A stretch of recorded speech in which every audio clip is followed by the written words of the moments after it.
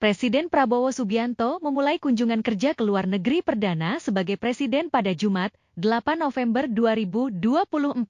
Prabowo dijadwalkan mengunjungi 5 negara dalam perjalanan selama 16 hari. Hal yang melegakan adalah Gibran batal ambil alih kendali pemerintahan selama Presiden Prabowo berada di luar negeri tersebut. Tidak sebagaimana disampaikan Istana melalui Kepala Kantor Komunikasi Kepresidenan, Hasan Nasbi, yang memastikan bahwa Wakil Presiden menjalankan tugas Presiden sementara ketika Presiden sedang keluar negeri. Wakil Presiden ketika Presiden keluar negeri, Wakil Presiden menjalankan tugas-tugas Presiden sebagai kepala pemerintah. Akan ada instrumen hukum tertentu? Kan selama ini sudah kejadian begitu. Presiden keluar negeri yang menjalankan tugas-tugas Presiden adalah Wakil Presiden. Tidak perlu instrumen-instrumen hukum gitu. Ya akan berlaku sama. Jadi buat saya yang kayak itu tuh jangan disalah artikan. Tidak ada istilah PLT Presiden. Jadi Wakil Presiden menjalankan tugas-tugas Presiden sebagai kepala pemerintahan ketika Presiden sedang keluar. Pada sidang Kabinet Paripurna pada Rabu, 6 November 2024, yang dihadiri Wakil Presiden Gibran Rakabuming dan jajaran Menteri Kabinet Merah Putih, Presiden Prabowo menyampaikan pengarahan terkait rencana kunjungannya ke sejumlah negara, serta berbagai arahan penting yang perlu diperhatikan selama ia berada di luar negeri. Berkenaan dengan rencana saya untuk melakukan kunjungan kenegaraan dan kunjungan kerja ke beberapa negara, antara lain menghadiri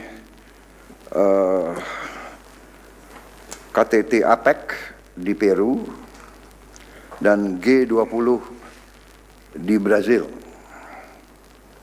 Juga ada undangan kunjungan kenegaraan ke pemerintah Tiongkok, kunjungan kehormatan ke Amerika Serikat, dan juga kunjungan kerja ke Inggris untuk menjumpai Perdana Menteri Inggris. Dan juga ada kemungkinan saya sedang mempelajari, katanya ada undangan juga untuk KTT G7. Kita diundang juga, karena ini berarti sesuatu kehormatan ya. Indonesia dianggap juga pantas diundang ke G7, jadi hal-hal ini tidak bisa saya hindari karena semua punya nilai strategis, juga berhubungan juga dengan keadaan ekonomi kita, karena kita harus berunding, harus juga menggali potensi-potensi yang ada dan menyelesaikan masalah-masalah yang krusial dan yang strategis dengan kelompok-kelompok negara tersebut yang bisa dikatakan merupakan blok-blok ekonomi yang sangat penting, sangat krusial untuk kelangsungan hidup ekonomi kita. Karena itu saya merasa perlu untuk kumpulkan saudara-saudara, menyampaikan beberapa pengarahan selama saya sedang berada di luar negeri. Tetapi saya kira dengan teknologi sekarang, ada Vicon dan sebagainya, jadi hal-hal yang saya anggap penting kita bisa melaksanakan suatu pertemuan melalui video conferencing.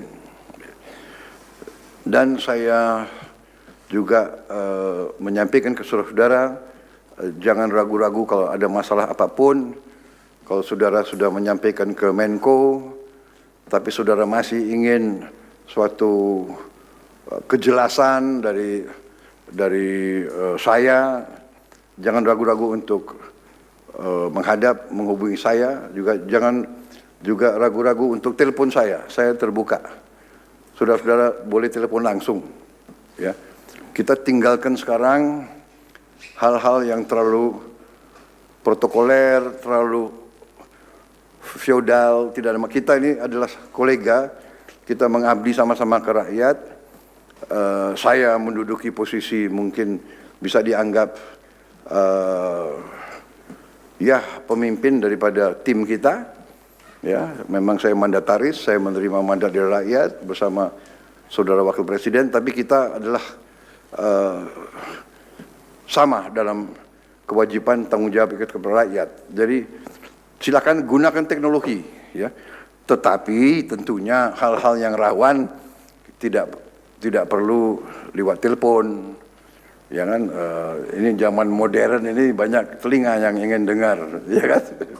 Jadi, tapi kalau saudara ingin menyampaikan hal-hal yang penting, silakan, ya. Saya membuka pintu.